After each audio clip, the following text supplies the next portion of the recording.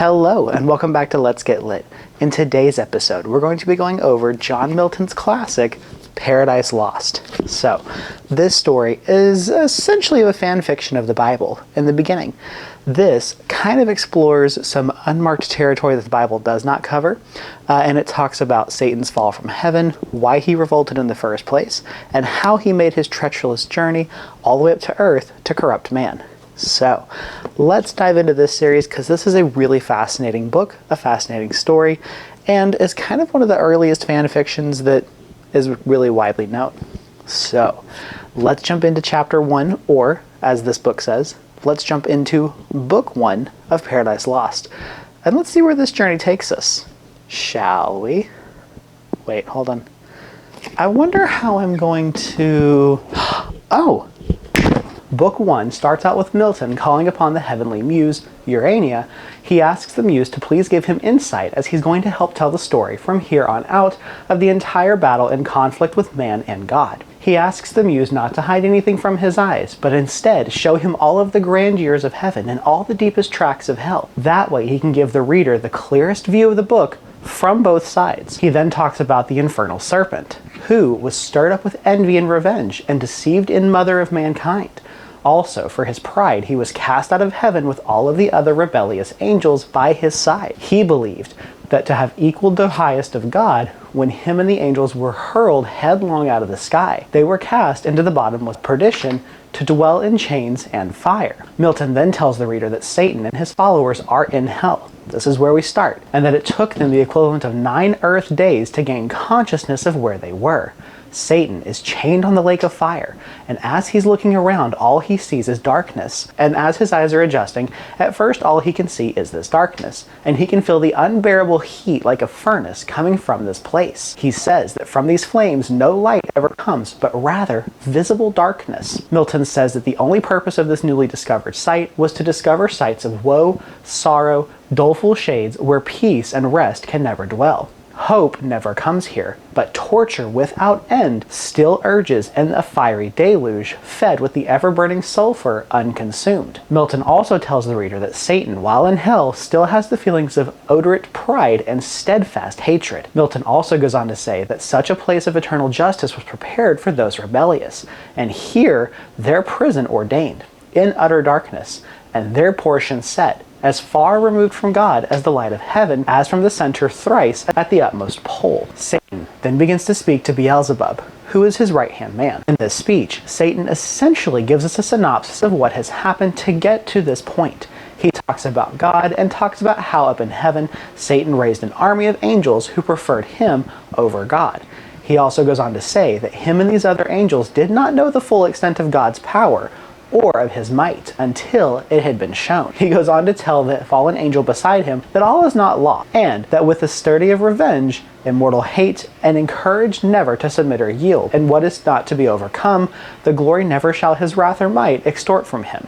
Which essentially means they haven't seen anything yet. Satan says that he will never bow down to God's power or his will, and that now his sole mission is to wage war by force or guile in eternal war, ere considerable to their grand foe. Beelzebub responds to Satan and calls him prince, chief of many-throned power. Beelzebub goes on to say that Satan was the one to embattle the war against the perpetual king, and put to prove his high supremacy. He also says that it is because of Satan they have lost heaven, and all this mighty host and horrible destruction laid them before. He then goes on to say that the mind and spirit remain invincible, and soon will return, though all of their glory is now extinct and their happiness is swallowed up in endless misery. He also goes on to say that if the mighty conqueror who now builds above believes is almighty, since what has happened to them, wonders why he left their spirit and strength intact. Maybe it was to strongly suffer and support their pains. He says that now they're in the heart of hell to work in fire or to do errands in the gloomy deep. He then ends his speech by asking, what can then avail, though yet we feel strength undiminished or eternal being, to undergo eternal punishment? Satan quickly interrupts Beelzebub and says that now their sole purpose is to do ill where God's purpose is to do good. Satan says that their whole mission for all eternity will be to seek evil from good, and that their labors must pervert all goodness. Beelzebub responds and reminds Satan that they have fallen into the pit of despair, and that God himself has cast them down there. He essentially asks Satan, how are we going to accomplish this task?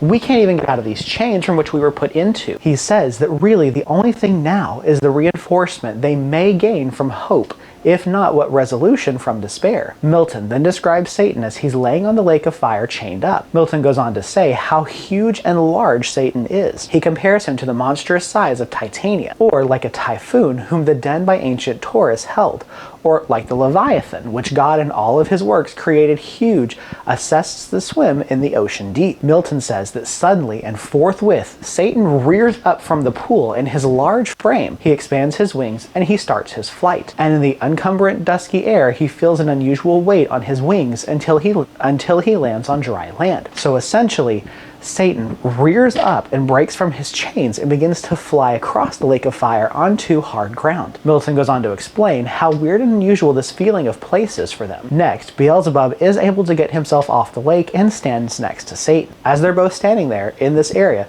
Satan asks, is this the region of the soil and the climate? This seed that we must change for heaven? This mournful gloom for the celestial light?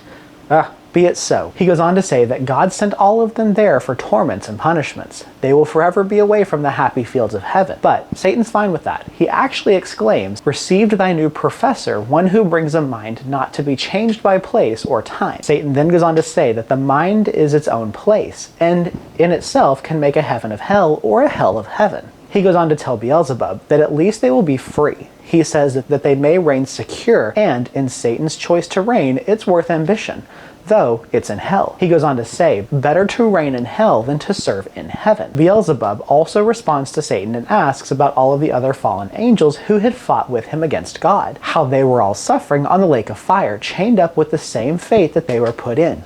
He asks, what are we going to do about them? Milton takes a brief pause to describe Satan's stance, as he's standing on the edge of the shore, and all of the fallen angels in glory lying upon him, with all of the war attire from heaven to the swords and shield and everything else in between. Satan then goes out to the edge of the water, and he calls out loudly so that all of the hollows of the deep hell resound with his voice, and he begins to make a speech. As he's crying out and talking to all of the fallen angels, they then begin to wash up on the shore all around him.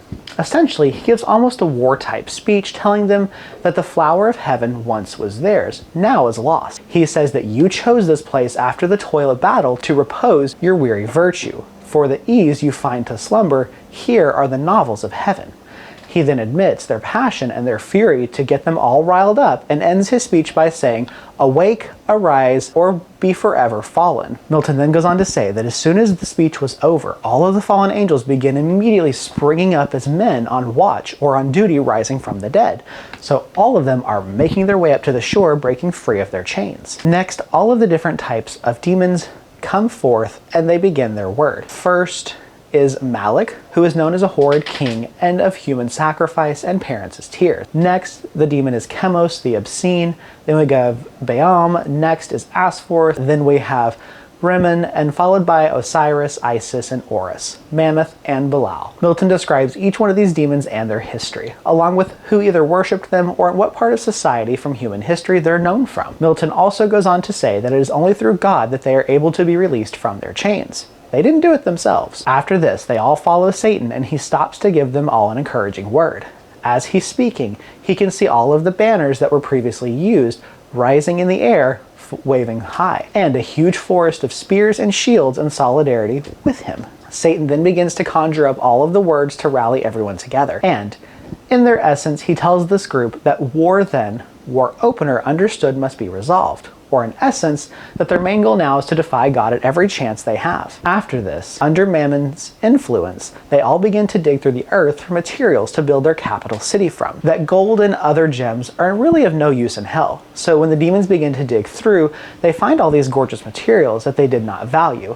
It was of no worth to them. All of the fallen angels continue to build the capital, and Milton talks of Musilbir, a famous being who was known in heaven to be a phenomenal architect, about how him and God got in terms of an argument over the crystal battlements, and God threw him into hell for this. After they finish building their capital, which they call Pandemonium, Satan decides to call his summons. Thousands of fallen angels gather together in this huge and immense capital. Milton talks about how these angels were massive compared to human beings, but in that space, all packed together, they looked very small, as if teenagers from Earth, and the loud humming sound, their wings flapped together as if they were a horde of bees all in one room. Once all of them were seated, a short silence fell, and then, with the summons being read, the great consult begins. This is where Book 1 of Paradise Lost ends. Join us next time as we go through Book 2 to see what the final decision is going to be for them to seek their revenge against God. I hope you guys enjoyed this episode. Please remember to like, share, and subscribe. Have a wonderful rest of your day, and as always, stay lit.